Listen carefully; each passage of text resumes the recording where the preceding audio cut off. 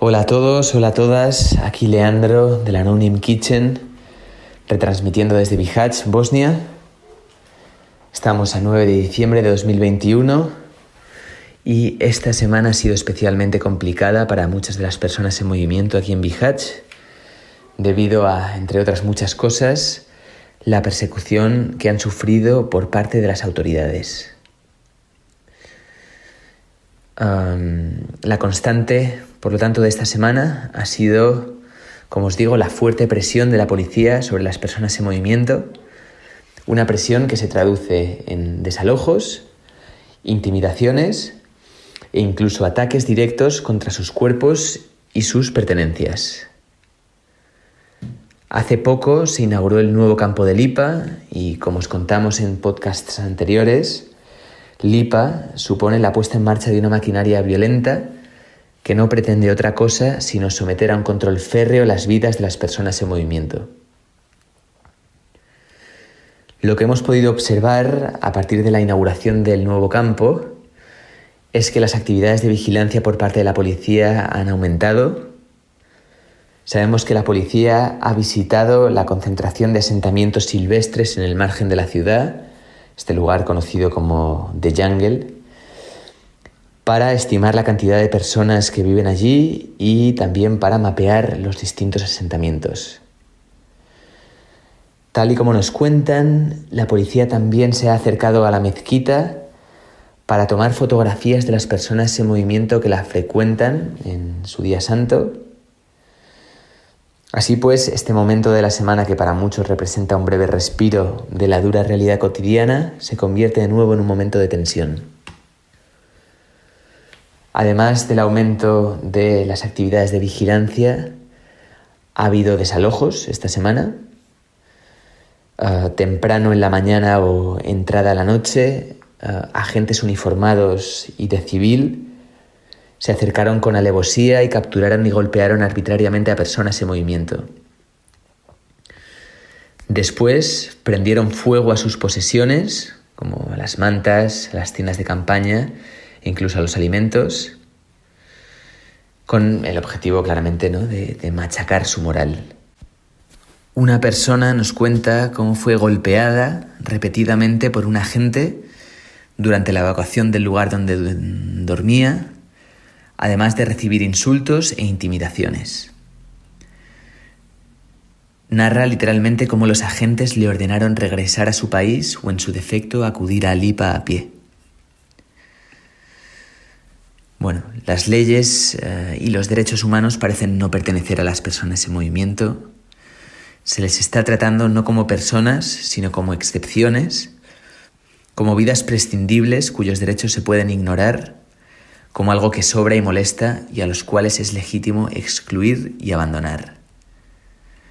Y es por eso que, frente a esta brutalidad y con la motivación legítima de desobedecer la injusticia, continuamos nuestro trabajo junto a las personas en movimiento.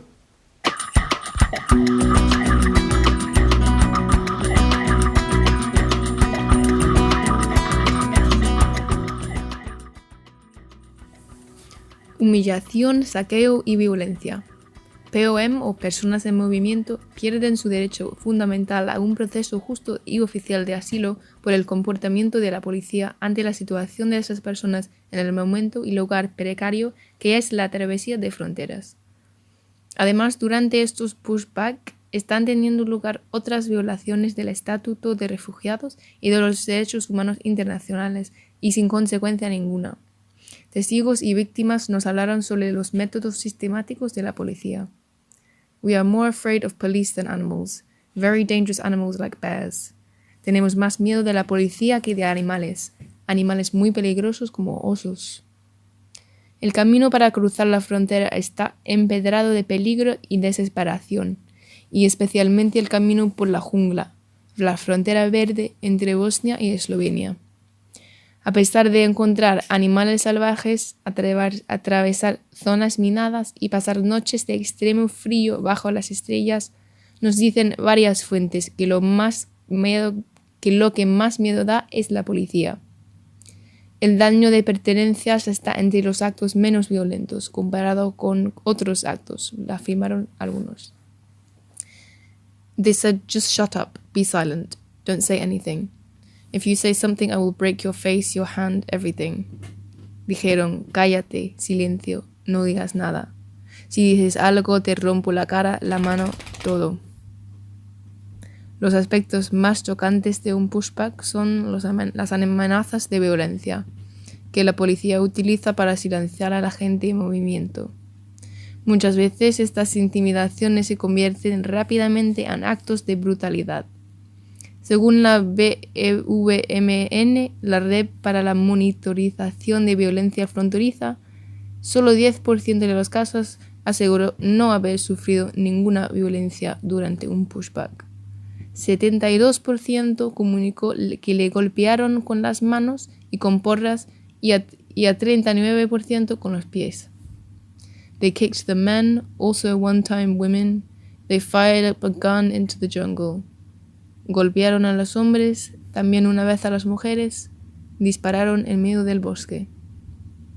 I remember one time they searched the body of my baby and my wife. Recuerdo que una vez cachearon a mi bebé y a mi mujer. En 24% de los casos les fuerzan tanto a hombres como a mujeres y a niños a quitarse toda la ropa menos la ropa interior. Lo que normalmente debería ser un método convencional de policía se convierte en una humillación intencionada. Incendian la ropa, roban dinero y otros objetos de valor. Aunque estos hechos están publicados y no secretos, seguimos enterándonos de historias parecidas de los que experimentaron pushback. Ya es hora de cambiar. No se puede permitir tal violencia.